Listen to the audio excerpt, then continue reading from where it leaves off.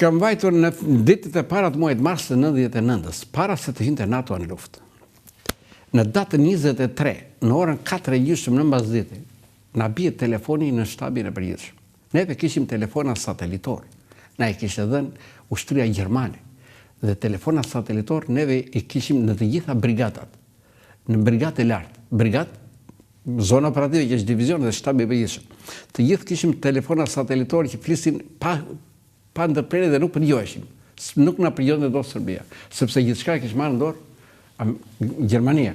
Dhe kur mbaroi lufta, i vajti personi jon për të marrë llogarin. Ishte rreth 4 milion marka. Vajti në ministri e mbrojtjes. Ministri e mbrojtjes tha ik në shtab përgjithshëm. Ata i thanë kemi të falur. Dhe kishim në lidhje të jashtëzakonshme. Edhe na bie ky telefoni. Ne atë ditë ishte data 23. Në datën 20 neve kishim marrë një vendim si shtabi i përgjithshëm të kalon në 23 mars. Mars, se jemi në prill, në fakt, sot është një prill. Në 20 mars, ka ikur marsi. Në 20 mars, në 18 mars u nënshkrua marrëveshja e Rambujes. Serbia nuk e nënshkroi. Dhe në datën 20, 2 ditë më mbrapa filloi operacionin Potkoj. Dhe pruri 145.000 forca. Neve atë ditë morëm vendim që na luftë pozicionale që kishim vetëm në mbrojtje, mbronim zonat e lira, dhe u kaluam në luftë partizane. Dhe unë bashkë me shefin e shtabit dhe një antar tjetër të shtabit përgjithshëm shkuam në zonën e dytë operative për të mbrojtur Kosovën qendrore. Vetëm ajo do të bënte luftë mbrojtëse. Të gjitha të tjera do të bënim luftë partizane dhe lëshuam fonogramin, kaluan gjithë luftë dhe u tham deri në fillimin e erësimit të vazhdohet mbrojtja pozicionale, derisa të rriqet popullsia në rajone të mbrojtura, pastaj gradualisht shkëputen me armikun, me fillimin e erësimit dhe të kalojnë përballë të tij dhe godisti vazhdimisht. Kurse për zonën Kjo fjalë është përdorur në luftë partizane. Luftë partizane, po, luftë partizane. Se lufta partizane është godit si rufea dhe zhduku si era, thoshte Mehmet Sheu. Kurse Perëndimi e thot, lufta partizane është godit e ik. E një të gjë. Dhe të gjithë antarët e shtabit u shpërndan dhe vanë në zonat operative. Një grup me në krye shefin e shtabit dhe ne 2 zëvendësat e tij dhe ai juristi, të 4 ne vajmë në zonën e dytë operative se Kosova qendrore duhet ta ruanim në mbrojtje, se po more Kosovën qendrore e ke marrë Kosovën. Edhe atë bëm luftë mbrojtëse. Dhe kishim vajtë në komandë në zonës dytë. Na bie telefonin orën 4:30 në datën 23. E merr telefonin, telefonisti që kishim mbante telefonin. Dhe thot flet shefi i shikut të Joni i Kuksit. Dhe kërkon të flasi me shefin e shtabit. Edhe ja dha shefit të shtabit. Ram Kuca, na Tropojan. Mirë, po ne të Shqipërisë e flasim shqipe shumë shpejt. Ata në Kosovë e flasin ngadalë, edhe ma kanë shpjeguar pse e flasin ngadalë. Pse? Sepse më ka thënë një profesor, mos na i burrë ne që flasim pa ngadalë. Pse? Se ne mendojmë serbisht e përkthejmë shqip. Sepse në fillore në kanë bërë serbisht. Edhe filloi të fliste me Ramën. Ky tani do flisim, do na kalonte NATO në mbrojtjen tonë. Dhe tash të i thua shefit të shtabit kësaj ushtrie, tani të vjen ushtria më e fuqishme e botës në ndihmë, është të prendjeshme. Dhe ai ca nga kjo utim, ca nga kjo i fliste shpejt, kush i kupton mirë këta Shqipërisë se flasin shpejt. Dhe kuptoj fare duhet fare. O tuaj më kishte kramu ja kështu. Edhe i thot në shkrusi. Shumë emocionant. Po i thot shkrusi, po ja ku ke shpëtimin krah, unë më fal shpëtim, na fol. Mora unë tha, tash do të marri Shon Bërsi në telefon. Pritni, mbyllet telefonin se do të marri Shon Bërsi. Kush është Shon Bërsi? Kryetari i grupit të drejtimit të aviacionit NATO-s që kishte ardhur Kumanov. Ai kishte qenë dhe kryesuesi i vëzhguesve ndërkombëtar në Kosovë që i kishte përzënë Miloshin datën 20 para 3 ditësh. Dhe na thot, prezantohet kush është, dhe na thot, Sonden mes natë fillojnë bombardimet, aviacioni NATO fillojnë bombardimet kundër Serbisë. Do të bashkëveproj me juve. Mbaj shënim çfarë duam ne. Që nga një moment ne kaluam aleat të NATO-s. Dhe kuptohet, në lufta ndryshon. Shpeshe. Dhe tash shumë objektiva luftës tonë e ndryshuam se tani kishim NATO-n. Dhe kërkon nga ne. Duam këto objektiva. Ta na tregoni ku i ka tankat, ku i ka vinë e parë, ku i ka të përqendruar forcat, ku i ka skalon e dytë, ku i ka skalon e parë. Do na japësh me koordinata. Dhe kur ne dhe 5 minuta përpara se të ngrihet cili aviacion e ka radhën, do t'u thomi neve. Tani radhën e ka aviacioni amerikan. Tani do thom diçka që se kam thënë. Do të thom juve se kam besim të ju.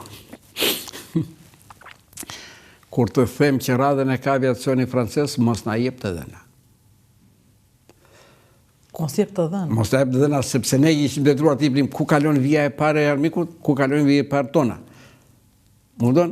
Dhe gjithmonë gabonin pilotat... Që u tha këtë juve Amerikanë? Shonë bërës me Amerikanë. Dhe kur gjithmonë francezët gabonin çketët, nuk godisin ku qenë sërbë, po godisin ku qenë ne. Se ju si jepni të dhëna të durë? Po jo, ai nuk doni t'ja tregonim se do na godisë ne. Pse kote arrestuan oficerin francez që qenë në NATO? Se ai jepte të dhëna Serbë se tani këtë do sulmojmë. Do të sulmojmë juve.